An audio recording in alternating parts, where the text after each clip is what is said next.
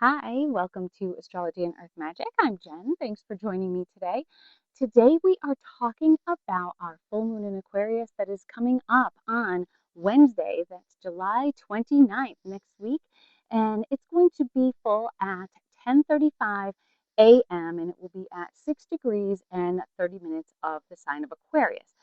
So the outer planets are still locking arms, protecting those inside. Our basket is full and overflowing. So it is time that we decide what we're taking along on our journey and what we're going to be leaving behind.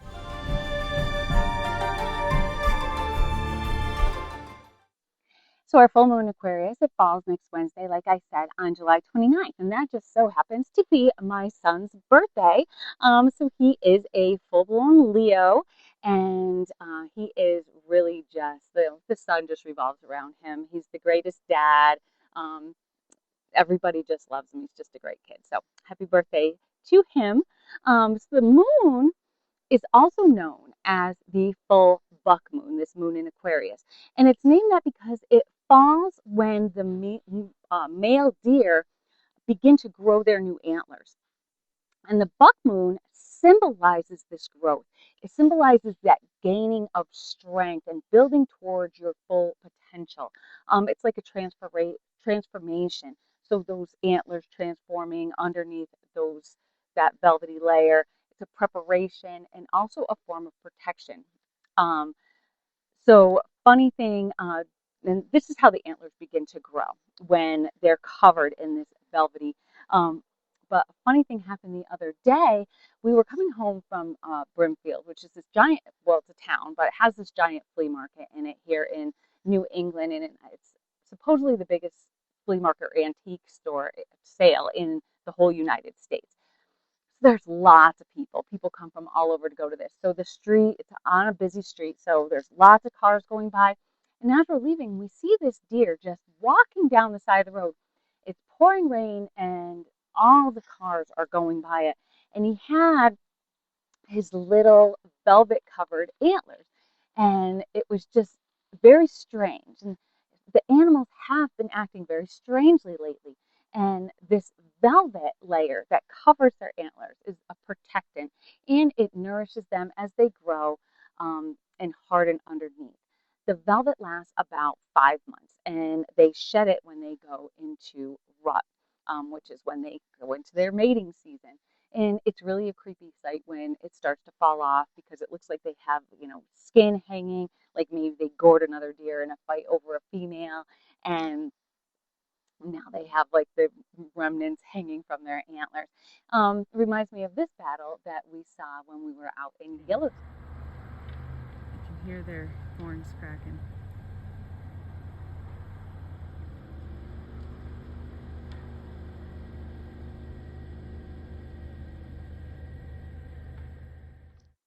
So anyway, that was pretty much one of the most surreal sights we ever saw.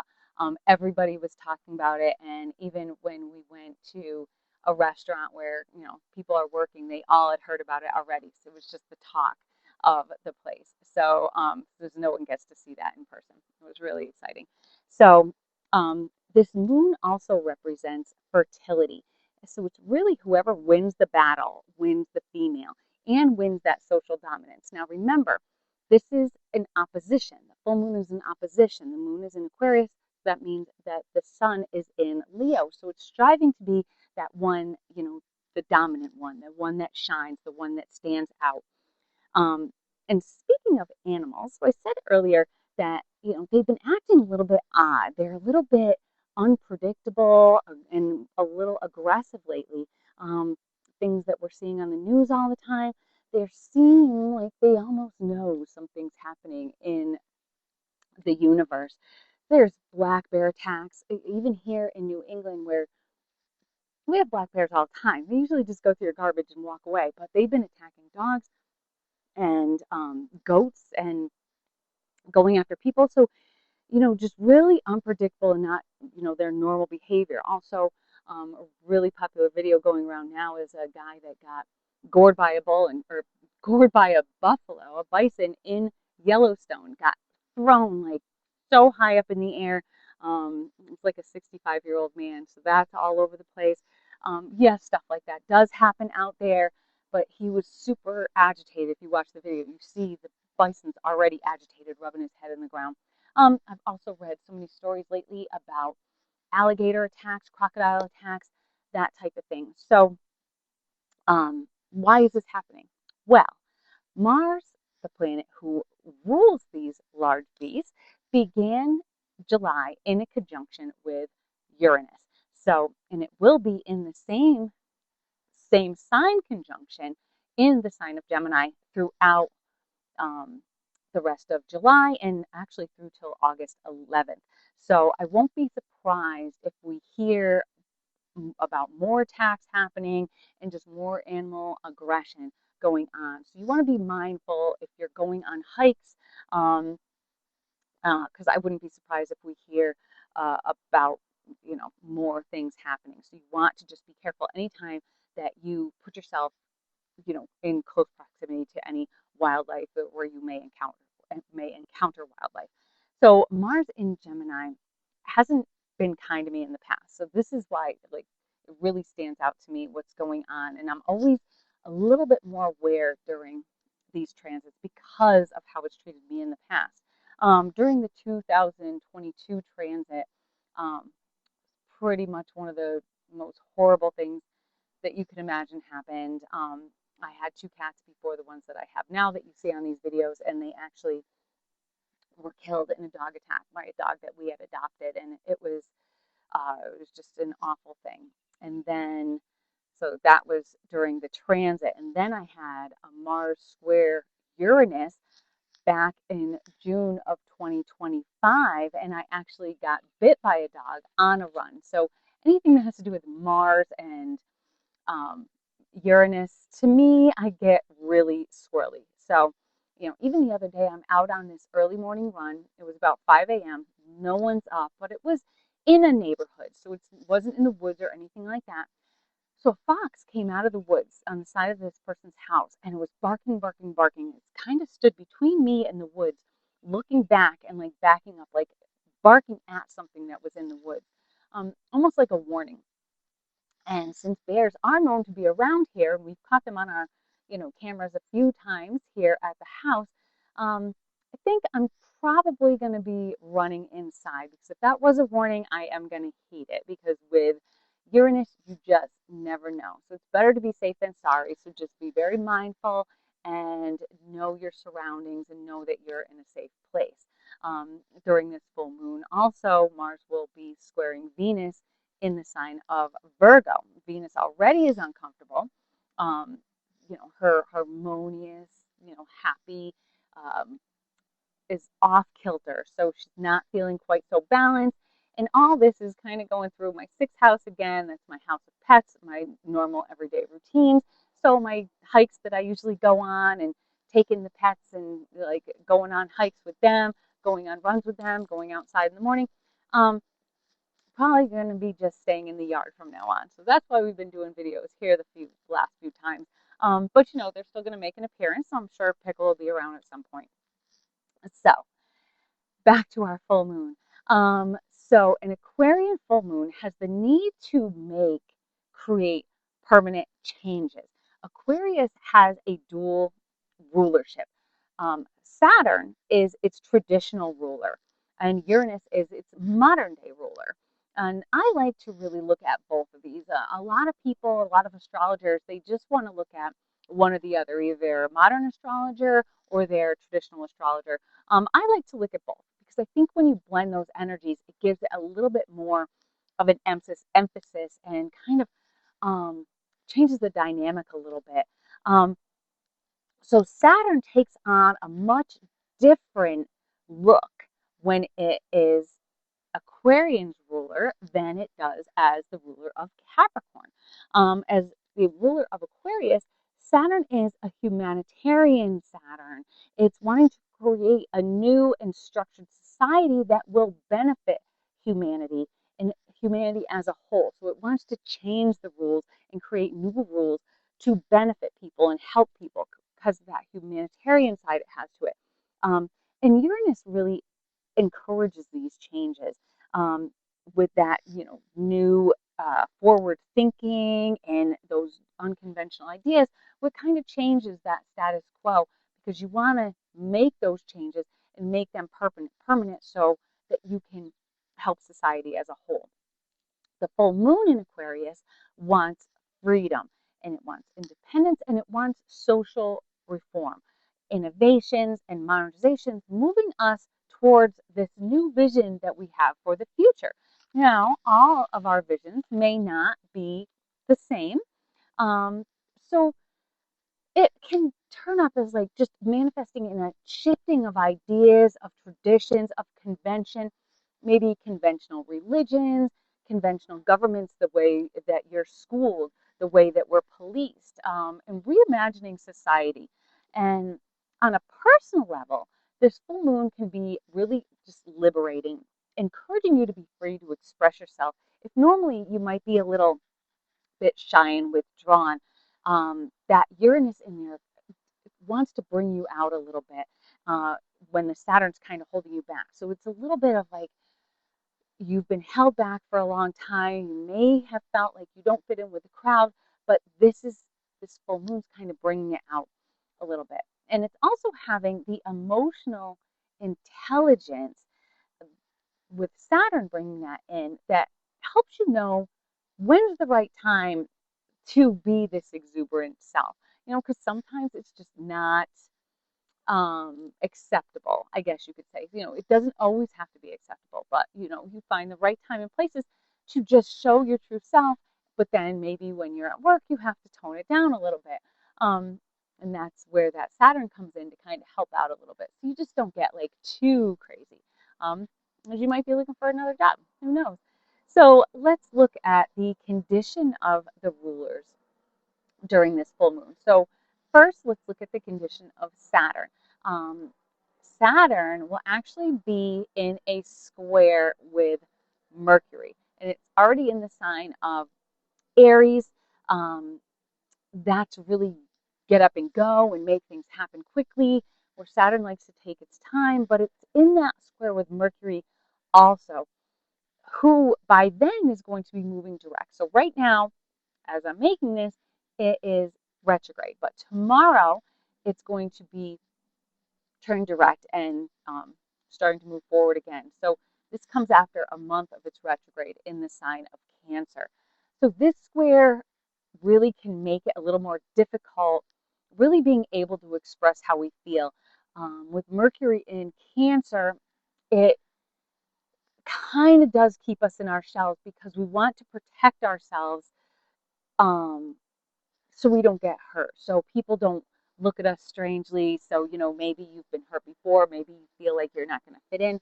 So maybe you won't be so exuberant in, expressing yourself to the world because you might feel a little bit insecure. So you might want to stay in that shell a little bit. You might be fearful of judgment, negative or self-critical on yourself because of maybe pushback that you might face. Well, oh my God, if I do this, what are people going to think? They might say this.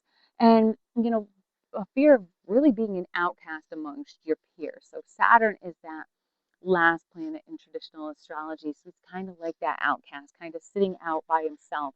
But now Uranus is one of the planets making up Barbault's basket. And I talked about this um, in our video that we just did last week, where I talked about Barbault's basket and how all of the outer planets plus Jupiter are all creating an aspect pattern that's like a basket pattern with a handle across the top, and that's that opposition with Jupiter and Pluto. So it looks like a basket, but it's all at 4 degrees of the planet signs. So um, that is actually giving us support. So a long-term support. So this is a slow process because these are our outer planets. They're slow. But because of the formation they're making with trines, um, with trines and sextiles, it actually is a supportive basket that we have kind of supporting us for our future.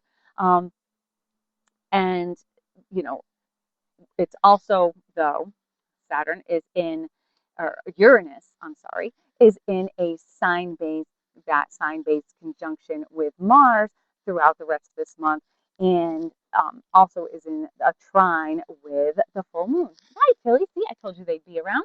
Oh, here's the other one too. I know they always love to make an appearance. So, um, gotta love my animals. I can't help it.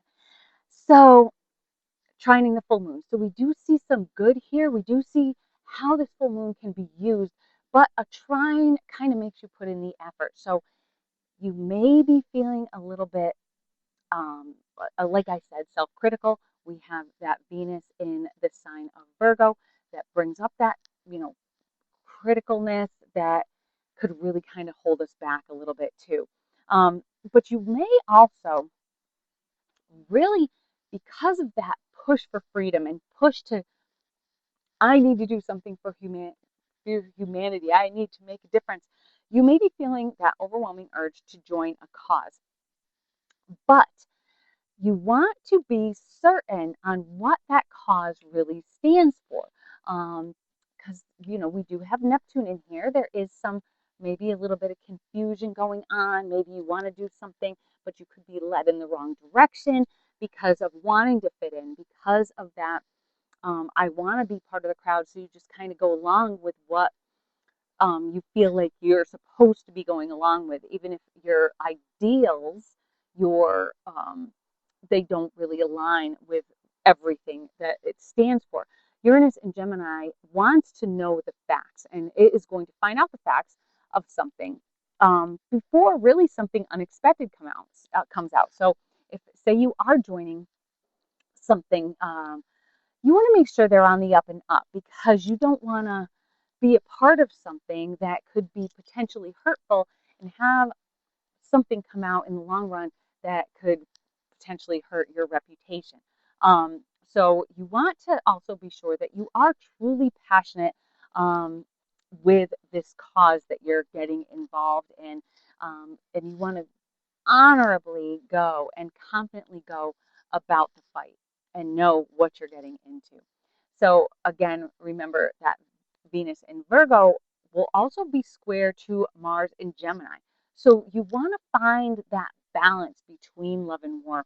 On a personal basis, that can be difficult. You could be feeling a lot of um, anger issues coming up, nitpickiness, that type of thing. Really feeling the world around you, those closest to you, might you might feel they're treating you unfairly, and it could cause you to act out. So maybe at work you feel like you're being treated unfairly, or even in your relationship, well, that's not fair. I do this for you. What are you doing for me? So there's kind of that balance that just seems a little bit off that could start some conflict. And these conflicts might be a little bit difficult to manage because Venus is that mediator. Venus is that one that tries to find balance and tries to find that harmony. But because she is in Virgo, kind of is missing a little bit of that right now. And now this can be conflicts going on around the world within our personal lives, or it could be just conflicts within yourself that you could be struggling with at this time. Again, Venus and Virgo can be really overly critical, self-critical, um, or critical of maybe your partners or what's going on in your jobs or wherever this is projecting in your chart.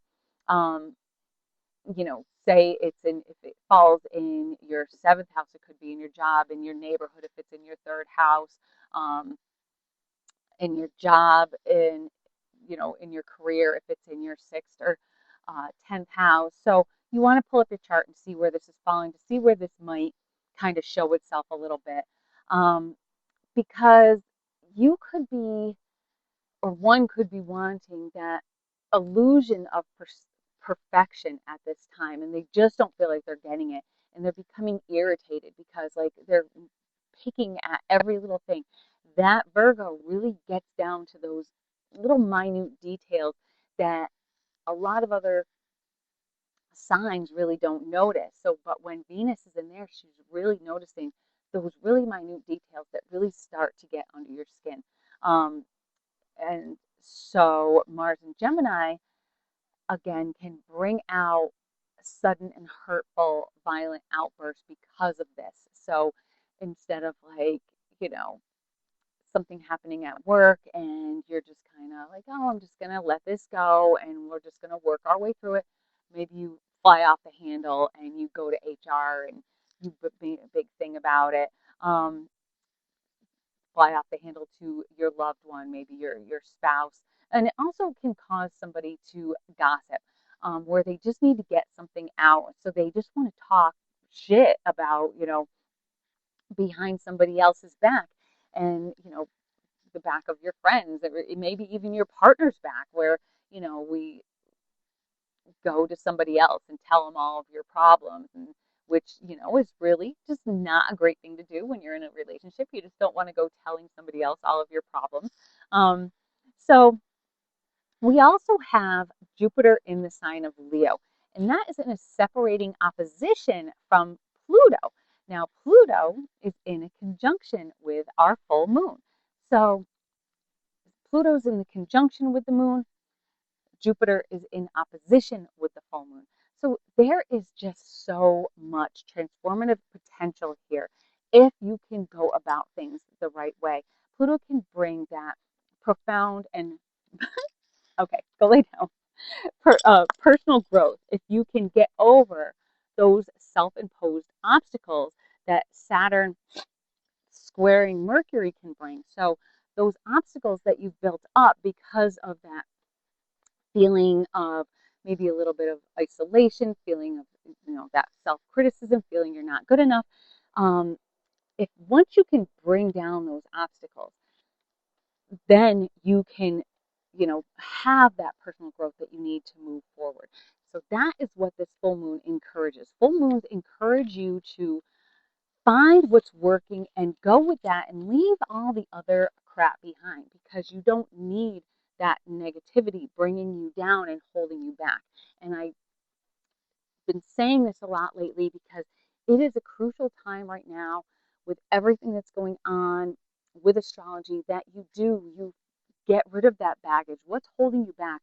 What's not working for you? Um, is it your job? Is it your relationship? Is it your friendships? What's holding you back? Is it just your mental insecurity that is? So now, if Jupiter is opposing the full moon, then that means it's conjoined to the sun. Because remember, the sun and the moon are in an opposition when it's a full moon. Whoops. So, sorry about that. So, Jupiter is in an opposition now with the full moon. So that means it's in a conjunction with the sun, which can amplify those positive strides that we've made. But you also may get tired of sharing the spotlight because you want the spotlight to be on you. Remember what we talked about with the elk fight. You want to be that one that is the dominant. You want to be the one that's the standout.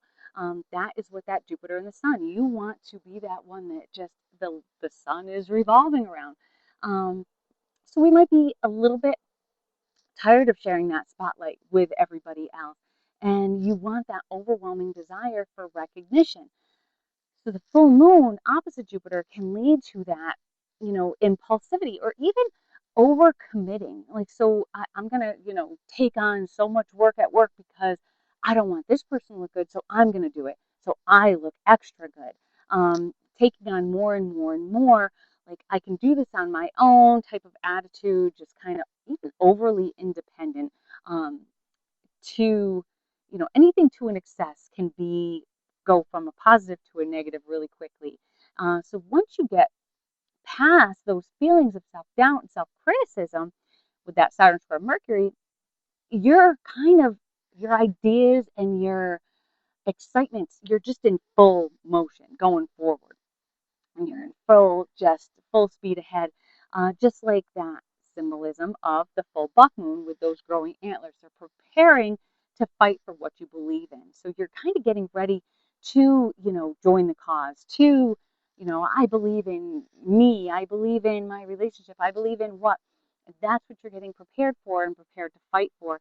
And whatever cause that you've decided to join, whatever you're doing You're just ready to really stand up and stand out and fight for that humanity, fight for that vision that you imagine for the future, and really get you to step out of that comfort zone.